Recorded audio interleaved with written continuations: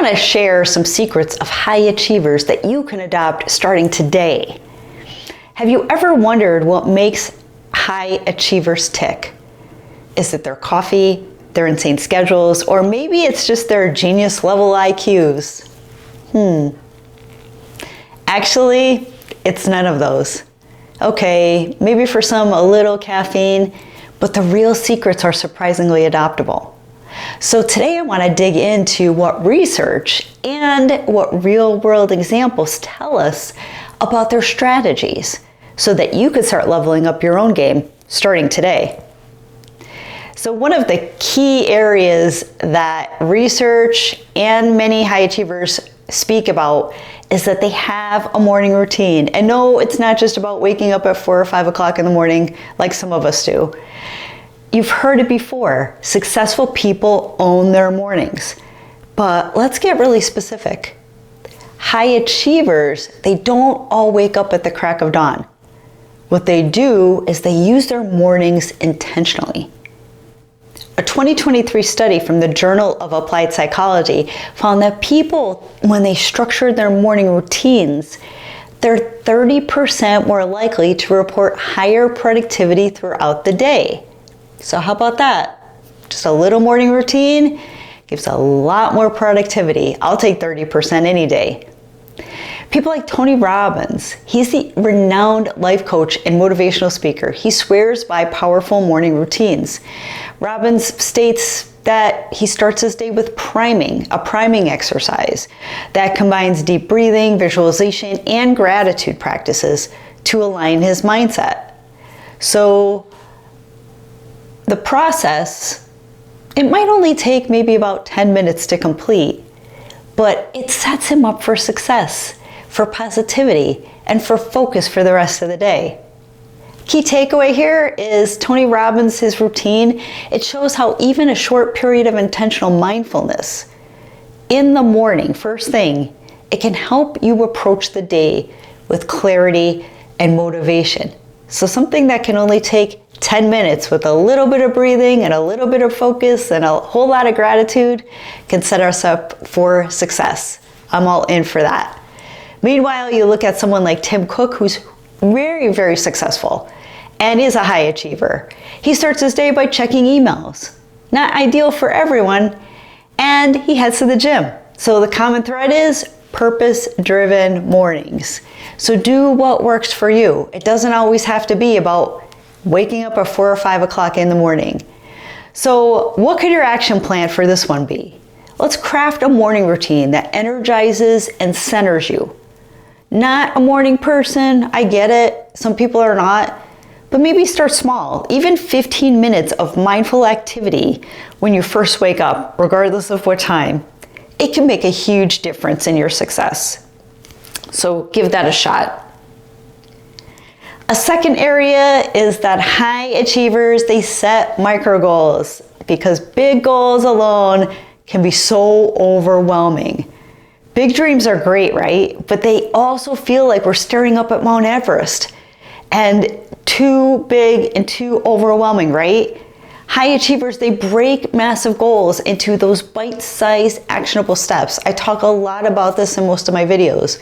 Small goals, small achievements lead to big results.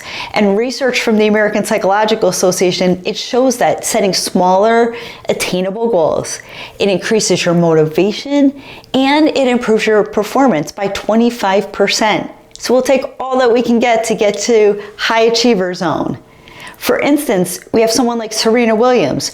She doesn't just aim to win championships. She focuses on perfecting specific shots in her practice, right? The incremental wins, they build up to big victories for her. So small, consistent wins and practice can lead us to big results.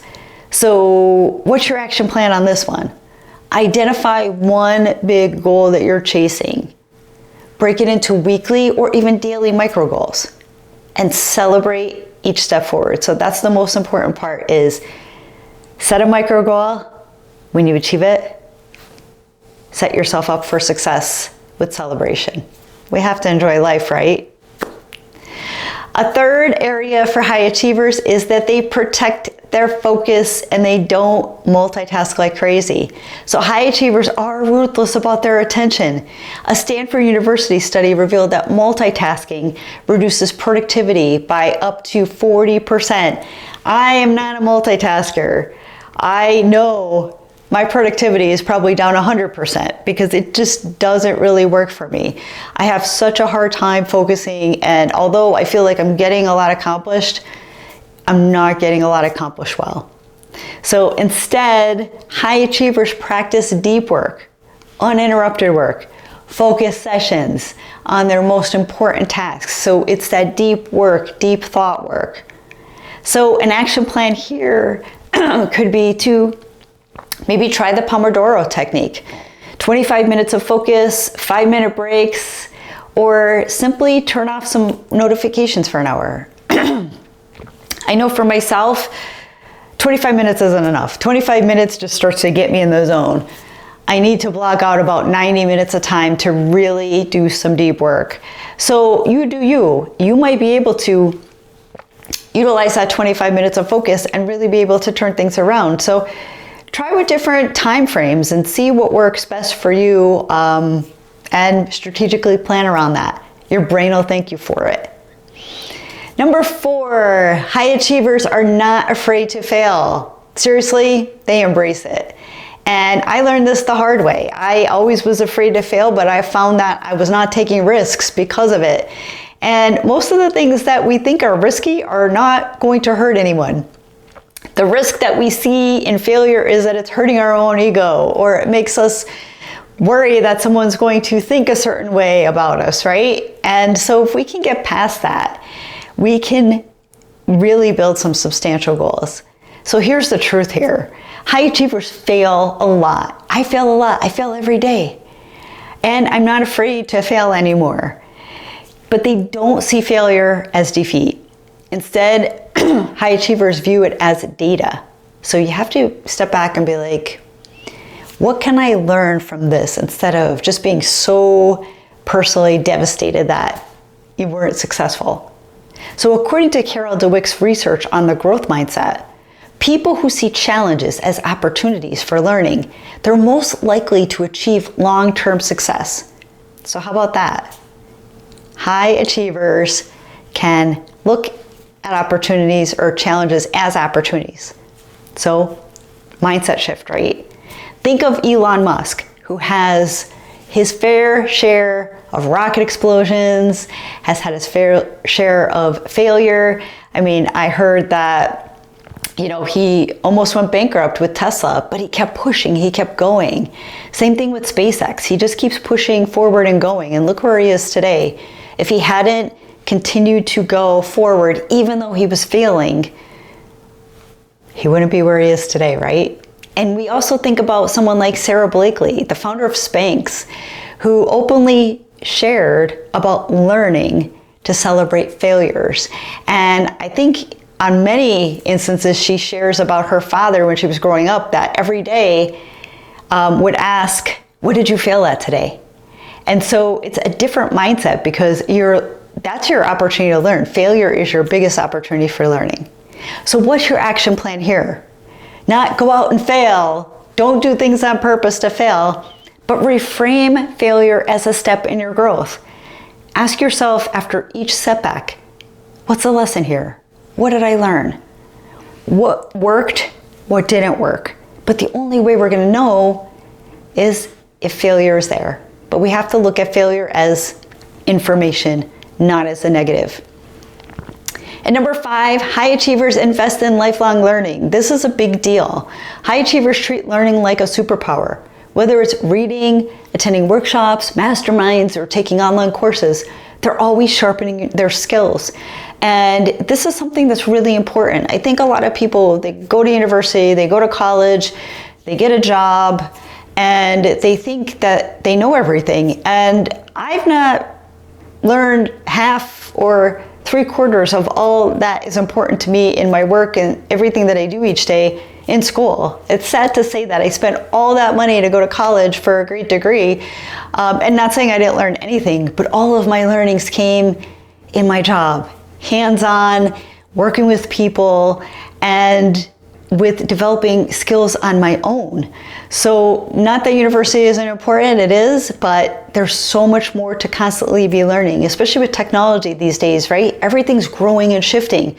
We have to keep ahead of it to stay on top of things and to grow. So a LinkedIn report, they found that 94% of employees, they'd stay at a company longer if that company invested in their learning. So that's a pretty high statistic, and high achievers, they seem to intuitively understand that all on their own. So never stop learning. Warren Buffett, for instance, he famously spends 80% of his day reading. That's a lot of time. I don't think that I could focus that long. I don't know, what about you? But even if you can't dedicate that much time, the key is consistency. So when you think about it, you can read a couple pages a day and get somewhere. So what's your action plan here?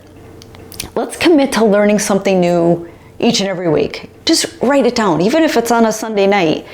This week I'm going to do this. Listen to podcasts, pick up a book, or sign up for that course that you've been eyeing up. If you commit to, say, reading 10 pages a day, by the end of the year, you would have read 12 books. Small progress, but big results, right? And that's what we want. We want the big results, but we have to start somewhere. And a sixth area, high achievers, they build strong support systems. I think you all can agree, no one, not even the most successful among us, achieves greatness alone. We can't achieve greatness sitting in a bubble, sitting by ourselves. High achievers, they surround themselves with people who challenge and who inspire them.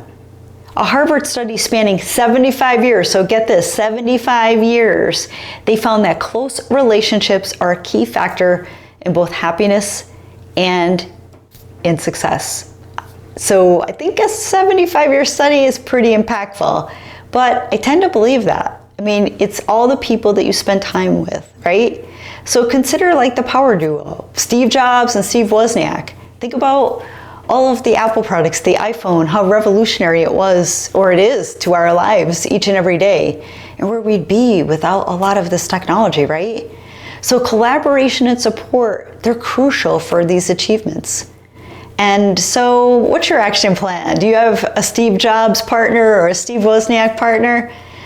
We don't always, and I know I don't have anyone that's that brilliant, but cultivate relationships that uplift you. Join a mastermind group, find a mentor, or simply spend more time with friends, the right friends, who actually believe in your dreams and goals and who are there to support you and to challenge you when you are not living up to what you said you were going to do. So are you ready to adopt these secrets? Here's the exciting part.